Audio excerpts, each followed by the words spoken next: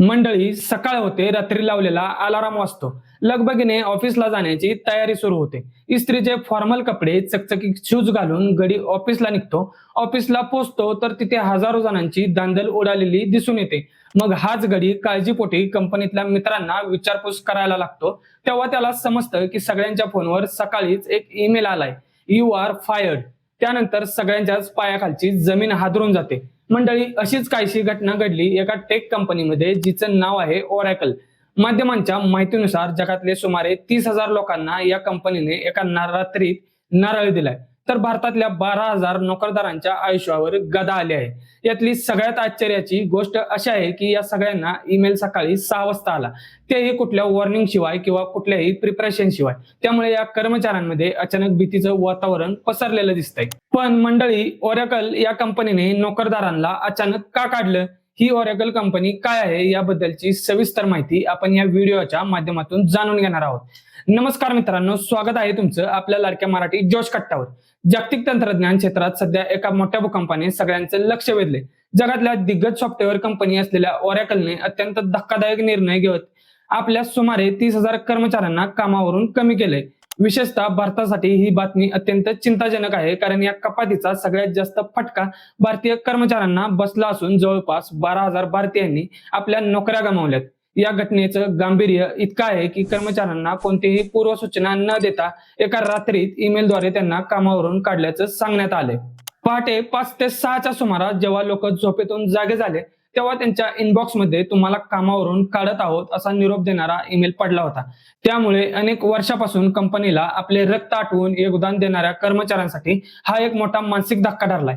ही केवळ साधी कर्मचारी कपात नसून आयटी क्षेत्रातील एका नव्या बदलाची आणि संघर्षाची ही सुरुवात असल्याचं तज्ज्ञांचं मत आहे. सगळ्यात अगोदर मंडळी, ही कंपनी काय आहे ते जाणून घेऊयात. ओरॅकल कॉर्पोरेशन ही जागतिक आयटी क्षेत्रातली एक दिग्गज संस्था मानली जाते.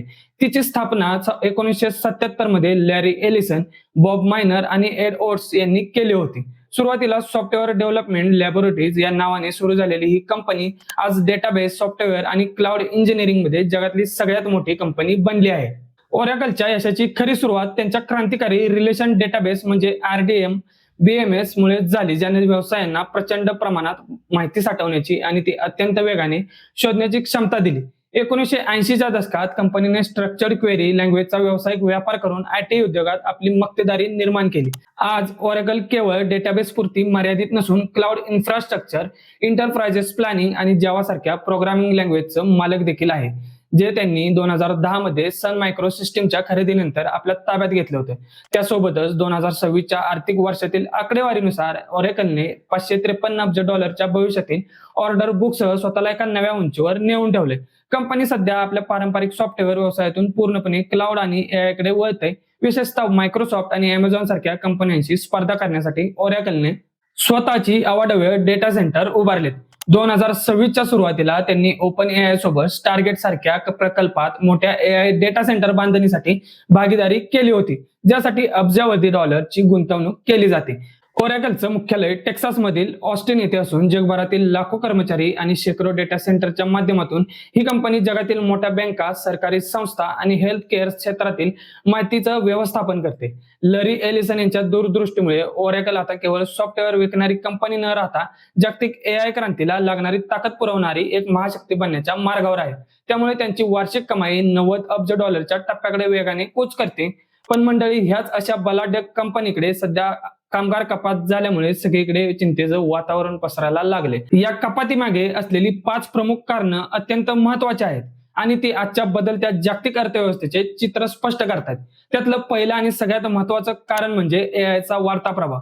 ओरॅकलने आपल्या स्ट्रॅटेजीमध्ये मोठा बदल केला असून कंपनी आता पूर्णपणे AI फर्स्ट मॉडेलकडे वळत आहे. कंपनीचे अध्यक्ष लॅरी एलिसन यांनी स्पष्ट केले की AI कोडिंग टूल्समुळे आता कमी इंजिनियर्स मध्ये जास्त काम करणं शक्य झाले. ज्या कामांसाठी पूर्वी शेकडो डेव्हलपर्स लागायचे, ती कामे आता प्रगत AI अल्गोरिदम आणि ऑटोमेशनमुळे कमी काळात पूर्ण होतात. त्यामुळे माणसाच्या कष्टाची गरज कमी झाल्याने कंपनीने मोठ्या प्रमाणावर कर्मचाऱ्यांना डच्चू दिलेला आहे. त्यानंतर दुसरे कारण म्हणजे पायाभूत सुविधा आणि डेटा सेंटर्स मधील प्रचंड गुंतवणूक. ओरॅकल सध्या अमेझॉन वेब सर्व्हिसेस अशा आणि मायक्रोसॉफ्ट अजून सारख्या कंपन्यांची स्पर्धा करण्यासाठी, स्वतःचं क्लाउड इन्फ्रास्ट्रक्चर मजबूत करण्यासाठी कंपनीला अब्जावधी डॉलरची गरज आहे. ही प्रचंड आर्थिक गुंतवणूक करण्यासाठी आणि कॅश फ्लो राखण्यासाठी कंपनीने मनुष्यबळावरील खर्च कमी करण्याचा मार्ग निवडला आहे. म्हणजेच कर्मचाऱ्यांच्या पगाराचा पैसा वाचवून तो अत्याधुनिक सर्व्हर्स आणि AI चिप्स खरेदी करण्यासाठी वापरला जाणार आहे. त्यासोबतच तिसरं कारण म्हणजे जागतिक स्तरावर सुरू असलेली आर्थिक मंदीची भीती आणि कास्ट कटिंग धोरण. सध्या जगभरातील अनेक बड्या टेक कंपन्या आपला प्रॉफिट लॉसची टक्केवारी सुधारण्यासाठी कर्मचाऱ्यांची संख्या कमी करत आहेत. Oracleने देखील याच मार्गाचा अवलंब केलाय. कंपनीने सेन्सेक्स आणि शेअर बाजारातील आपली भूमिका टिकवून ठेवण्यासाठी आणि गुंतवणूकदारांना खुश करण्यासाठी स्ट्रीमलाईन ऑपरेशनच्या नावाखाली ही कपात केली आहे. जे विभाग आता कंपनीच्या भविष्यातील वाढीसाठी फायदेशीर वाटत नाहीत ते विभाग पूर्णपणे बंद करण्यात आले. त्यानंतर मंडळी, चौथं महत्वाचं कारण म्हणजे भारतातील कर्मचाऱ्यांच्या परिस्थिती सुधारण्यासाठी नवीन रचना करणे. भारतात Oracleचं मोठं इंजिनिअरिंग हब आहे, मात्र अमेरिकेतील कामगार कायद्यांमुळे तिथल्या नागरिकांना काढणं कंपनीला महागात पडतं. त्या तुलनेत भारतीय कर्मचारी कपातीची प्रक्रिया कंपनीसाठी आर्थिकदृष्ट्या सोयीची ठरते. म्हणूनच भारतातील 12,000 कर्मचाऱ्यांना काढून कंपनीने आपला मोठा खर्च वाचवला. यामध्ये प्रामुख्याने मिडल मॅनेजमेंट आणि जुन्या तंत्रज्ञानावर काम करणाऱ्या कर्मचाऱ्यांचा समावेश आहे. आणि त्यानंतर शेवटचं पाचवं कारण म्हणजे फ्युजन क्लाउड आणि जुन्या उत्पादनातील फेरबदल पर्यायाचे. काही जुने सॉफ्टवेअर प्रोडक्ट्स आता एक्सपायर होत आहेत आणि त्यात कंपनी आता नवीन क्लाउड सेवांवर लक्ष केंद्रित करते. ज्या कर्मचाऱ्यांकडे नवीन युगातील स्किल्स म्हणजे जनरेटिव्ह AI, मशीन लर्निंग हे नाहीये, त्यांना कंपनीने अनावश्यक ठरवले. ही कपात केवळ कामगिरीवर आधारित नसून ती कंपनीच्या बदललेल्या व्यवसायाच्या स्वरूपामुळे देखील झालेली आहे. या सगळ्या प्रकारात कर्मचाऱ्यांची झालेली अवस्था अत्यंत बिकट आहे. लिंक्डइन आणि इतर सोशल मीडिया प्लॅटफॉर्मवर अनेकांनी आपल्या भावना व्यक्त केल्यात. काही कर्मचाऱ्यांनी जर आपल्या आयुष्याची 10 ते 15 वर्ष या कंपनीला दिली होती तरीही त्यांना सन्मानाने निरोप न देता केवळ एका ईमेलवर बाहेरचा रस्ता दाखवण्यात आलाय. तरी कंपनीने 15 दिवसांचा पगार आणि नोटीस पिरियडचे पैसे देण्याचं आश्वासन दिलं असलं तरी अचानक गेलेली नोकरी आणि सध्याच्या स्पर्धात्मक मार्केटमध्ये नवीन काम शोधण्याच्या आव्हानं यामुळे IT क्षेत्रात भीतीचं वातावरण पसरले. घटना केवळ Oracle पुरती मर्यादित नसून संपूर्ण तंत्रज्ञान विश्वासासाठी धोक्याची घंटा आहे की जर आपण काळाप्रमाणे स्वतःला अपडेट केलं नाही तर AI आणि कॉर्पोरेट नफेखोरी आपल्या नोकऱ्यांवर कधीही गदा आणू शकते.